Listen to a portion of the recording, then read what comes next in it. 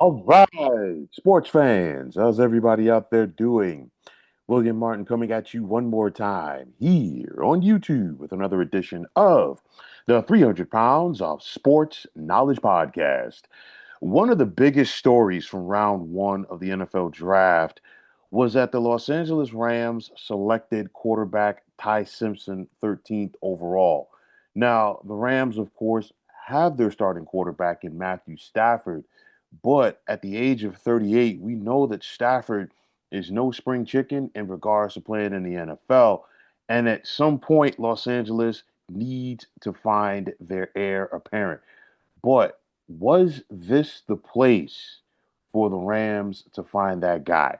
Now, we just saw the Rams lose in the NFC Championship game this past January to the Seattle Seahawks. And so far this offseason, the Rams have been putting together their team in pursuit of getting past Seattle. The biggest thing that the Rams did so far this offseason, the acquisition of cornerback Trent McDuffie from the Kansas City Chiefs, which cost them their first round pick, which is 29th overall. Now the Rams had double indemnity, in the first round, as they had the Atlanta Falcons pick from a trade at the draft last year. That was 13th overall. This was a selection that we saw Los Angeles use on Ty Simpson, and of course, the controversies coming into play because clearly we know that Ty Simpson is not going to help this Rams team this year. This is all about the future. But a lot of people are going to question the fact why use the 13th overall pick for a guy who you know is not going to help you now and you're in win now mode. Now, before the Rams traded their first round pick, which is 29th overall, um, to uh, to the Chiefs, I thought that that could be the place where we saw the Rams use their selection on Ty Simpson, not the 13th overall pick. And honestly, when they made the trade for McDuffie, I said at that point, you know what? It's I guess they're not going to get Ty Simpson because I thought honestly late first round I think was a good grade for Ty Simpson in my opinion, but the Rams decided to go 13th. My thoughts on this, and I could just be guessing right here.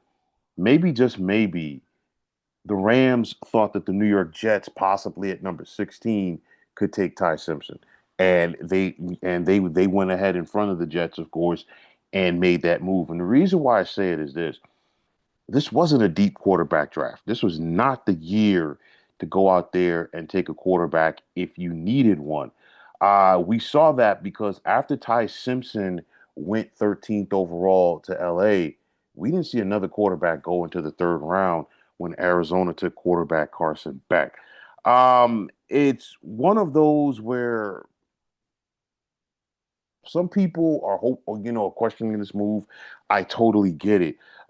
This is one of those where clearly, again, it's not going to help the Rams this year. And of course, the Rams, of course, are hopeful that Ty Simpson will be able to morph into the quarterback that they need him to be. Well, he's going to have to be that, or the Rams, because the thing is, you don't take a guy 13th overall, regardless of position, and ask him to just sit on the bench for like 3 or 4 years or not work it out or it doesn't work out for him because that's a high commodity right there in the top half of the first round. I will say this, and I said this a couple of months ago.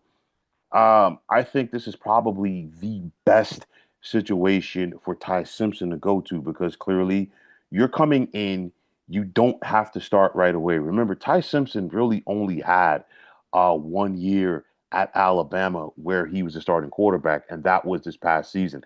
Solid year, 28 touchdowns, 5 interceptions. He completed 64.5% of his passes. Now, the second half of 2025, as far as the college football season, was not as great as the first half for Ty Simpson. He was banged up. The team around him was banged up. On top of that, Alabama really struggled to run the football. And of course, their offense was very one dimensional. He had to gut it out. Now, he's going to a situation where you have the quarterback whisperer, if you will, and Sean McVay. Sean McVay has done a tremendous job in getting the most out of his quarterbacks, getting them prepared. And I'll tell you like this, Ty Simpson is going to go through the ringer, but in a good way as far as his preparedness goes to be QB number one in the National Football League. With that said, you're also going to a quarterback room where you have a veteran like in Matthew Stafford. Of course, all jokes aside, it's going to be some interesting SEC arguments there between Stafford, a Georgia quarterback, Simpson, an Alabama quarterback, and let's not forget Stetson Bennett, the other quarterback from Georgia as well. But nonetheless, you're going to sit up there and you're going to get the opportunity, if you're Ty Simpson, to learn from one of the best quarterbacks to have done it for about the last 15 years or so in the National Football League. That should definitely help the learning curve. I think that, along with the fact that the Rams have talent there, so it's not going to be a situation where Ty Simpson, when he does get his opportunity, where he's going to have to go out there and try to put this team on his back. I talked about Alabama's inability to run the football last year. You know, with Sean McVay, they're going to make a commitment to the run game. You have the likes of Devontae Adams and Puka Nacua at wide receiver. So again, you know, and on top of that, perfect settings because he's playing his home games indoors at SoFi Stadium. So I'm looking at this, and of course, this is going to be one of those picks that is going to be ridiculed and scrutinized in the short term. I totally get it because if you're the Rams, you could have used that 13th pick, theoretically speaking, maybe to bolster your offensive line, to protect a Matthew Stafford, maybe to bolster your D line a little bit more. We know that the Rams have been hard at work beefing up their secondary throughout this offseason so far, but nonetheless, they decided to go with Ty Simpson. I'll tell you like this, if the Rams didn't take Ty Simpson at 13, somebody was going to take him on Thursday night. And again, it's the fact that this is a very weak quarterback class. I will say this again, I think out of all of the teams that could have selected Ty Simpson, who needed a quarterback, I feel like this is the best situation for him because he doesn't have to go in right away. And when he does get his opportunity, he's going to have a solid team around him. Now, another part of that factor, some people are questioning whether or not that Rams GM Les Snead and Rams head coach Sean McVay were on the same page. Maybe we will never know the truth about it. Sean McVay is saying everything is well on the surface, as is Les Snead, but nonetheless, we have to wait and see how things play out right there.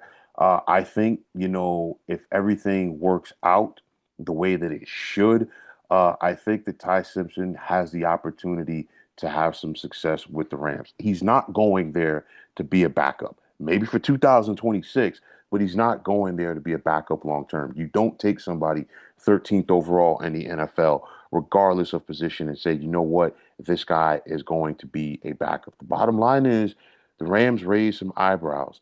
And if there was ever a team that I think was equipped and capable to roll the dice, if you will, on a quarterback at number 13 and still have the opportunity to still have some success with him on the bench in 2026, it's probably the Rams. So, nonetheless, let's see how things work out with Ty Simpson in the NFL. Let's see how things work out with Ty Simpson with the Rams. And let's see if Ty Simpson can evolve into being the quarterback that the Rams need him to be. But folks, that is going to wrap it up. And as always, I want to take this time out to thank each and every one of you for checking out the 300 Pounds of Sports Knowledge podcast here on YouTube. And as always, if you like what you heard and saw in this podcast, you know what to do. Just hit that like button as well as subscribing to this channel. And like I always say, it's greatly appreciated.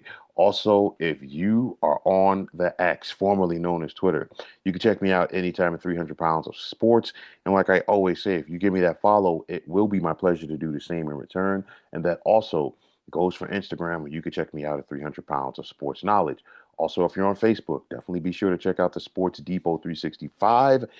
And as far as I'm concerned, one of the better sports groups going on social media. But until next time, fine folks, My name is William Martin, and I'm signing off, and I'm saying thanks once again for checking out the 300 Pounds of Sports Knowledge podcast here on YouTube. Be well, everybody.